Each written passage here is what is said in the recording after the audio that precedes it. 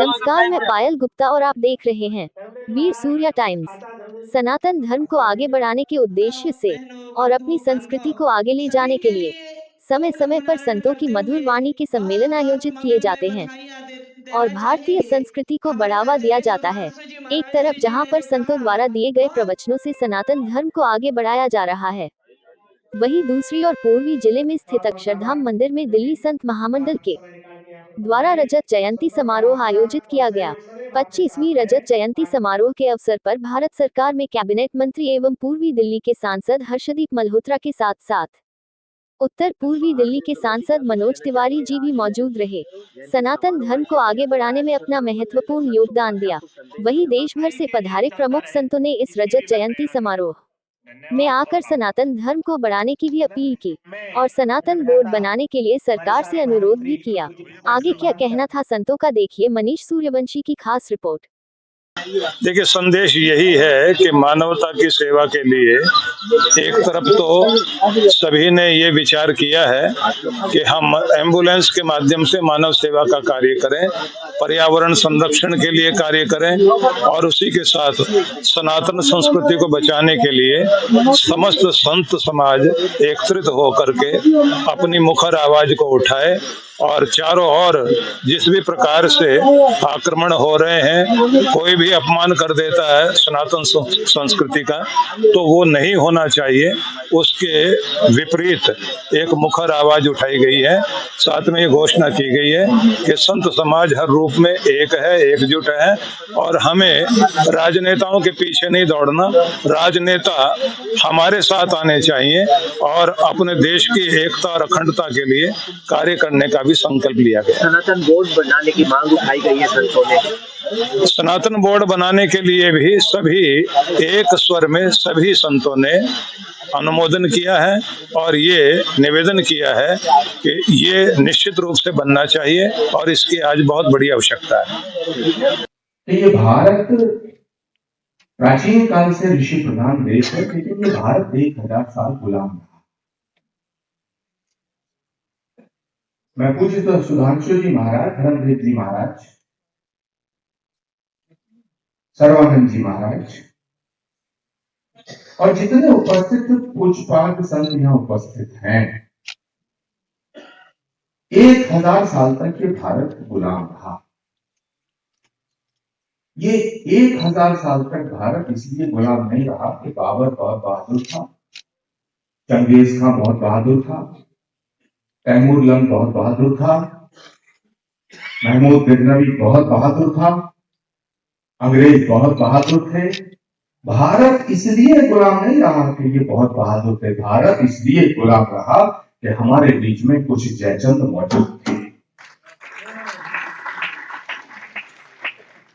अब सवाल उठता है कि क्या वो जयचंद मर गए?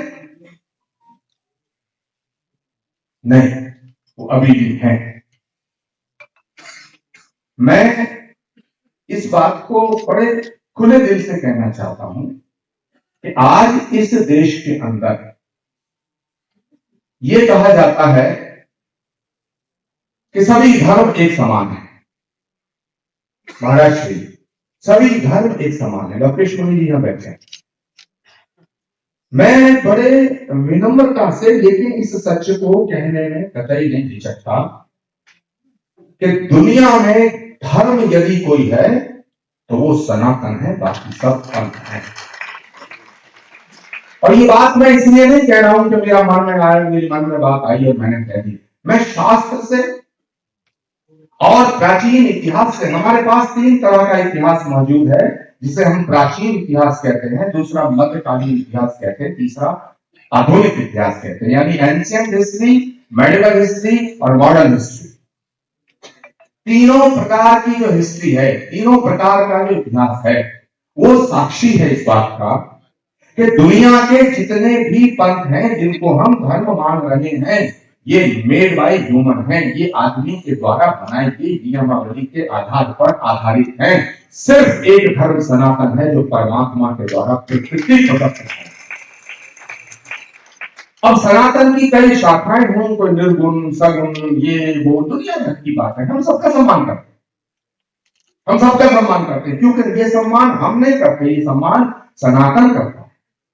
और मैं आज ये कहना चाहता हूं, जो सत्य है वही शाश्वत है, जो शाश्वत है वही सनातन है। जो सबका सम्मान करे वो सनातन है, जो सबको देता है वो सनातन है, जो सबकी रक्षा करने की बात करता है वो सनातन है, जो सबसे प्रेम करने की बात करता है वो सनातन है, जो सब पर करुणा बरसाने की बात करता है वो सनातन है, जो सर्वे भवन्तु सुखिनः सर्वे सन्तु निरामया की प्रार्थना करता है वही सनातन है। ऐसा सनातन हमारा धर्म है। तो भारत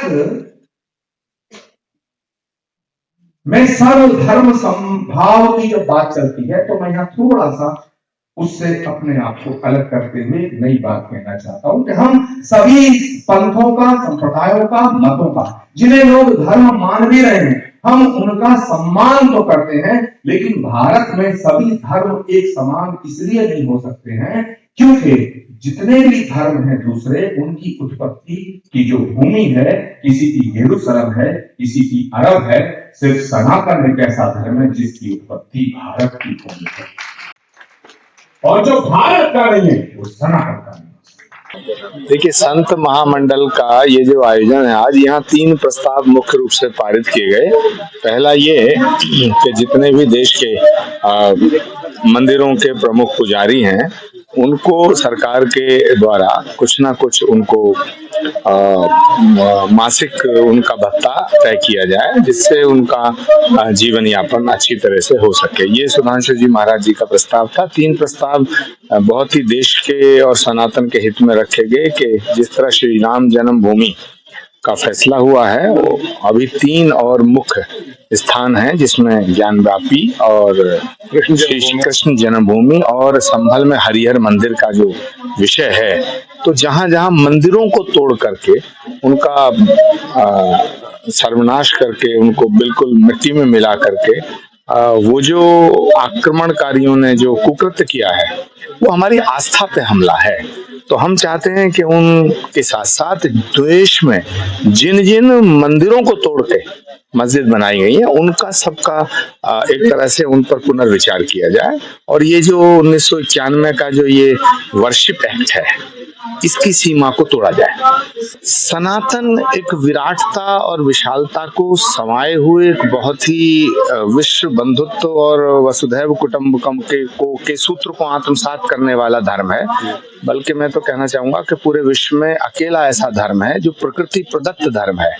तो इसलिए सनातन के हितों की रक्षा करने के लिए यदि किसी एक ऐसी न्यायिक और शक्तिशाली बोर्ड या संस्था की मांग हो रही है, तो हम उसका समर्थन करते हैं। दिल्ली संत महामंडल की स्थापना 25 वर्ष पूर्व हुई थी। एक ही ध्येय था कि समस्त संप्रदाय मत पंथों को भूल करके संत समाज विद्वान जन एक हो और वैदिक सनातन संस्कृति का संरक्षण संवर्धन कर पाए। उसके लिए दिल्ली संत महामंडल सतत संपर्क कर रहा है, आगे भी करता रहेगा। सभी संप्रदाय के संत इसमें सम्मिलित हैं। आज स्वामी अक्षरधाम के इस पावन परिसर में आयोजन किया गया। सभी संतों की सहभागिता हुई। जो संत यहाँ पर पधारे उनको बहुत बहुत बधाई। कुंभ में भी प्रयागराज में हम एक अच्छा कार्यक्रम करने की योजना बना रहे हैं। भगवान ने चाहा तो वहाँ भी अच्छा कार्यक्रम होगा। टेम्पल बनाने की मांग की गई है सनातन। नहीं, सनातन बोर्ड की मांग हमारी पुरानी है। या तो वक्फ बोर्ड नहीं है, और वक्फ बोर्ड तो सनातन बोर्ड बनना ही चाहिए। उसमें क्या है। और बात की जाए एम्बुलेंस का भी उदाहरण किया। एम्बुलेंस देखिए, शास्त्र पढ़ेंगे, ग्रंथ पढ़ेंगे तो आपका मन स्वस्थ रहेगा, दवाई लेंगे तो तन स्वस्थ रहेगा। तन मन दोनों ठीक रहे, इसका दिल्ली में संत महामंडल पूरे सेवा में रहते हैं। 2 एम्बुलेंस हमारी हो गई है, 3 एक गौशाला की 3 एम्बुलेंस चल रही है।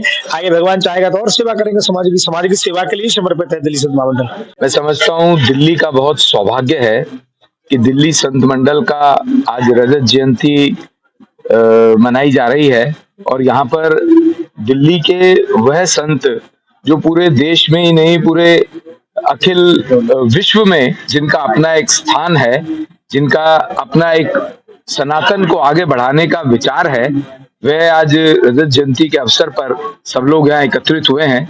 और मैं समझता हूँ यहाँ से जो संदेश आज जाने वाला है वो दिल्ली में भी स्वच्छता लाने वाला है, दिल्ली के नागरिकों के लिए बहुत लाभप्रद रहने वाला है। और जो आयोजक हैं, महामंत्री भी हैं, आदरणीय नवल किशोर दास जी महामंडलेश्वर, नवल किशोर दास जी, उनके आमंत्रण पर यहाँ पे आया और सभी संत वृंद का आशीर्वाद मिला है।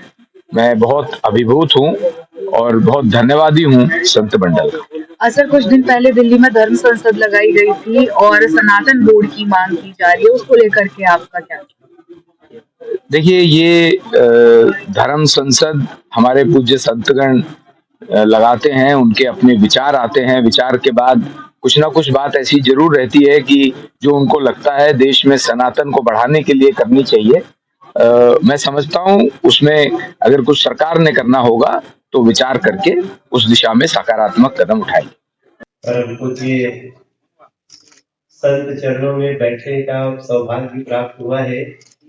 मैं थोड़ा विलम्ब हो गया, इसके लिए क्षमा मांगते हुए और मंच से लेकर और सामने तक सनातन का वैभव दिख रहा है और मैं अपनी तरफ से आप सबको प्रणाम करते हुए सिर्फ मैं एक कविता की 2 लाइन पंक्तियां सुनाना चाहता हूँ और मेरे मन में हमेशा ये पंक्तियां गूंजती हैं कि सनातन संस्कृति के वट विशाल,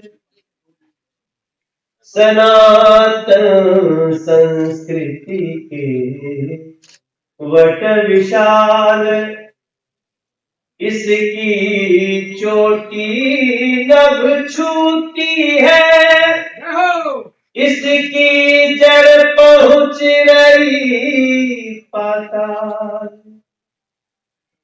सनातन संस्कृति के वट विशाल, जाने कितने सूर्योदय मध्याह्न अस्त हमने झेला, जाने कितने आक्रांताओं ने इस सनातन संस्कृति से खेला, कितने शरणागत पूज रहे अपना उदारतम अंतराल, सनातन संस्कृति के वट विशाल। इसी सनातन के लिए हम लोग आजकल ये भी कहते हैं कि राम के थे राम के हैं, हम राम के रहेंगे, राम के थे राम के हैं, हम राम के रहेंगे। पहले कहते थे खुद से, अब दुनिया से कहेंगे, राम के थे राम के हैं, हम राम के रहेंगे। सनातन है धर्म हमारा, सनातनी सब सच्चे हैं, सेवा करना कर्म हमारा, श्री राम के बच्चे हैं, श्री राम के बच्चे हैं। राम नाम की गंगा में मिलके बहेंगे, राम के थे राम के हैं, हम राम के। बड़े भाग्य से संत दर्शन होते हैं और यहाँ पे तो आज जैसे जैसे संत पधारे और एक बड़ी सनातन चर्चा हुई, इस रजत जयंती पर एम्बुलेंस की शुरुआत हुई, ये सब कुछ बताता है कि सनातन का मतलब ही सेवा है और इस सनातन पद्धति से इस देश के सनातन जो संस्कृति है उसको बचाते हुए सजाते हुए हमें आगे बढ़ना है। हम देखो, आज जो राजपीठ है भारत का, वो व्यासपीठ का बहुत सम्मान करता है और हम ऐसे कार्यक्रमों में उपस्थित इसलिए होते हैं कि हम संतों की वाणी को समझें और उनके द्वारा उठाई गई हर बात को हम बहुत महत्व देते आगे बढ़ेंगे। सनातन बोर्ड की मांग बिल्कुल वाजिब है और इस पर भविष्य में हम इस पे जरूर अच्छा कदम उठाए। जो संत समागम की रजत जयंती समारोह में आदरणीय सांसद जी के साथ यहाँ रहने का अवसर प्राप्त हुआ। बहुत ही सौभाग्यशाली मानती हूँ कि इतने संतों के चरण जहाँ पड़े उस दूरी पर मुझे भी 10-15 मिनट उनका उद्बोधन सुनने को मिला। और संत समाज सेवा के कार्यों में लगा रहता है। सनातन का मतलब ही सेवा है। और आज यहाँ से कुंभ जो हमारा शुरू होने जा रहा है, महाकुंभ, उसके लिए एम्बुलेंस का उद्घाटन किया गया है। एम्बुलेंस को उपहार स्वरूप वो बिल्कुल आधुनिक एम्बुलेंस कुंभ के वो आधुनिक एम्बुलेंस कुंभ के मेले में यहाँ से एक भेजी जा रही है। उसका आज लोकार्पण किया गया और संत समाज ने, पूरे समाज ने भारतवर्ष को आशीर्वाद दिया है कि भारत में सब एक रहें, मिलजुल कर रहें और सेफ रहें।